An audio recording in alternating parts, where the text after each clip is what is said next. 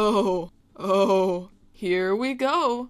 So Go Nagai and I have a special bond. We both make things, and we both annoy people, so that's good. All joking aside, this guy is fucked up. The stuff in the Devilman Lady manga is horrifying. He's got a huge rape fetish, and it's really disgusting. This guy should be put behind bars! I guess he did create Mazinger Z and Cutie Honey, so that saves him. Wait a minute. Cutie Honey was one of the first ecchi anime. Without it, stuff like Aiken wouldn't exist. Get in there! Savage. The anime is a lot less traumatizing than the manga, but then Go Nagai's disgustingness seeps through. At the beginning of the anime, it's nothing but cheese. It's so cheesy that if I was lactose intolerant, I'd be dead.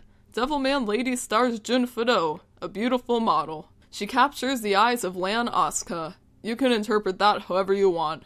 I think both interpretations are right though. Jun apparently has something special about her. So special that Asuka kidnaps her. Then Asuka throws Jun into a warehouse that's got this dangerous demon in it. Jun transforms into the mystical Devilman Lady, which looks like all the cringe in the world decided to mate. And it's a good thing Asuka didn't make a mistake, because if Jun wasn't Devilman Lady, she would have been mauled to death, like what happens when you insult Leafy. Fortunately, or unfortunately if you're the poor fuck who had to review this, Jun does transform and beats the living shit out of the thing. And now Jun has to kill demons, like Jacob Black over here, known as Devil Beast. Let's talk about what I'm sure you all noticed, Devilman Lady's character design. What the fuck is this supposed to be? Why are there wings on Jun's head? They have no purpose, other than to look as stupid as fuck. We could tell Jun is a demon, just because of some facial differences and oh I don't know, the fucking giant wings protruding out of her back? But nope, wings on her head. Like, imagine Charizard with wings on its head, or Shenron. Wait a minute. And if you thought that Jun's character design was hilarious, well, the opening is even better.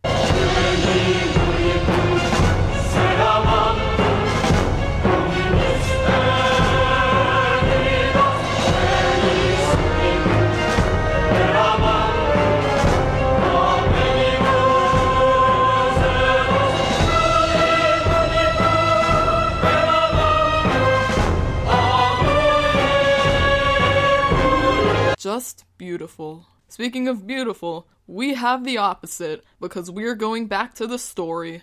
Woo! In the second episode, Jun meets up with one of her model friends, a high school girl named Kasumi. In the same episode, Kasumi's family is killed by a devil beast, and Jun lets Kasumi live with her. And that leads to a bunch of Yuri undertones, which wouldn't bother me, except A, I shipped Jun x Asuka, so that was kind of annoying, and B, Kasumi is a high schooler, and Jun is like 30. After that, a whole bunch of nothing happens for about 10 episodes. There were a few memorable moments in these episodes, though. There was one episode where a devil beast Jun is hunting turns out to be someone who went to high school with her. So the chick, whose name I'll never be able to remember because of how little impact she had on me, became a devil beast because she was upset that Jun didn't return her feelings. She expressed her feelings to Jun by making out with her after she fainted, while Jun was asleep. So that's why I'm still single.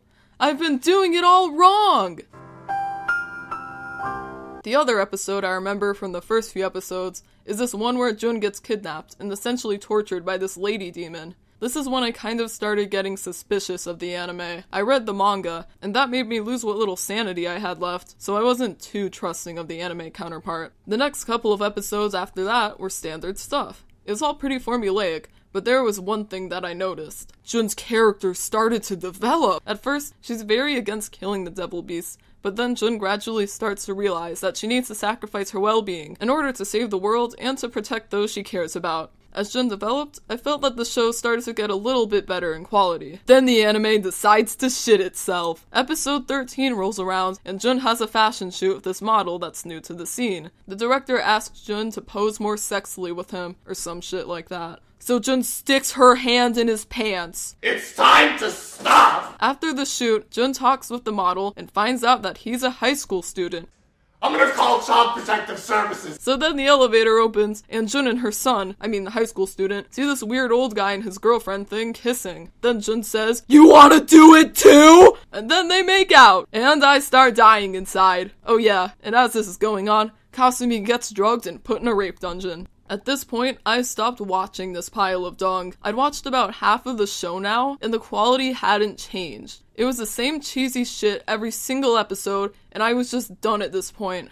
But don't worry, because I looked up the ending, so I could see what happened, and to make sure I judged the show fairly. Turns out I did! So Asuka was evil all along! Wow! Remember kids, if someone's an asshole, they just want world domination. Oh shit! Then I found out that Asuka rapes Jun, and that they're half-sisters. First, you have a horrible plot twist. Then, you tell me that the people I ship together are related. Then, you make one rape the other, so it's not just rape, it's incest rape. That's it? I'm fucking done. I think I finally cracked.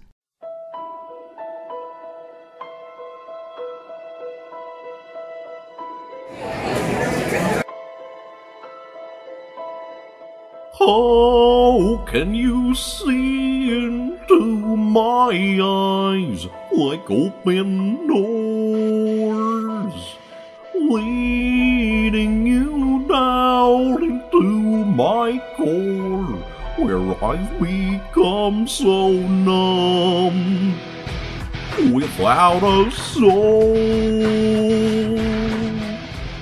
My spirit's sleeping somewhere cold. Wake me up inside. I can't wake up. Wake me up inside. Save me. Call my name and save me from the dark. Wake me up.